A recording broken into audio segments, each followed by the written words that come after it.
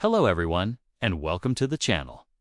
Have you ever noticed how Bangladesh, a nation once seen as one of the poorest in the world, is now quietly transforming itself and doing so with China's help? For decades, many people around the world viewed Bangladesh as just another struggling South Asian country. Chaotic streets, deep poverty, and endless political turmoil. To most outsiders, it looked almost identical to India. Same language roots, similar culture, and the same crowded cities. But what few realize is that Bangladesh today is no longer walking in India's shadow. In fact, it's charting a brand new course, one that's increasingly aligned with China.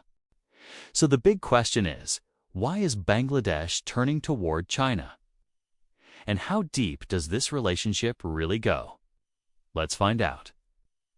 Bangladesh sits on the fertile delta formed by the Ganges and Brahmaputra rivers, a land rich in resources, yet trapped for decades by poverty. With over 170 million people packed into an area smaller than Illinois. It has long struggled with overcrowding and poor infrastructure. But despite all this, there's something unique about Bangladesh, its people's spirit. Unlike many nations stuck in cycles of despair, Bangladeshis have never stopped believing in a better future. They have a deep hunger for progress, and it's this hunger that's now driving the country toward China. You see, China's story is the ultimate model for any developing country. A few decades ago, China itself was poor, rural, and struggling. But through reform and opening up, it lifted hundreds of millions out of poverty and became the world's factory, and now a tech superpower. For Bangladesh, this transformation wasn't just impressive, it was inspirational. They saw a nation rise from rice paddies to rocket launches in one generation, and they wanted to learn how. That's why, over the past decade, Dhaka has increasingly looked eastward for guidance and support. China didn't just offer money, it offered a partnership. Today, China is Bangladesh's largest foreign investor, with more than 670 Chinese companies operating in the country. From roads and bridges to railways and power plants, China's fingerprints are everywhere. The most iconic symbol of this partnership. The Padma Bridge, completed in 2022 with Chinese involvement. Before the bridge, millions of Bangladeshis had to cross the Padma River by ferry, a journey that could take up to 8 hours during flood season. Now, that same trip takes just a few minutes. It has connected the country's southern and northern regions for the first time, boosting trade and tourism overnight. Then there's the Payra power plant, also built with Chinese assistance. It now provides nearly 10% of Bangladesh's total electricity supply, bringing light to millions of homes that once lived in darkness. And in 2016, the two nations signed an agreement to build a modern railway, affectionately nicknamed by locals as the Dream Line, a symbol of national pride. Each of these projects isn't just infrastructure, they're lifelines. They represent Bangladesh's determination to modernize and China's willingness to help without political strings attached. To understand why this partnership matters so much, we need to look at Bangladesh's geography. It's sandwiched between two regional giants, India and China. And for much of its modern history, India has dominated its political and economic space. Bangladesh's independence in 1971 came with India's help, but that help came at a cost.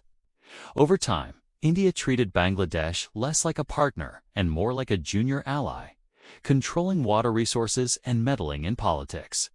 Many Bangladeshi diplomats have openly expressed frustration, saying that whenever they tried to protect national interests, they were labeled anti-India. So naturally, resentment grew. Bangladesh realized that if it wanted to be truly independent, it needed a powerful partner that respected its sovereignty. The U.S. was an option, but Washington's support often comes with demands about democracy and human rights. Russia, too distant and too distracted. That left China. And Beijing offered something no one else did: massive investment.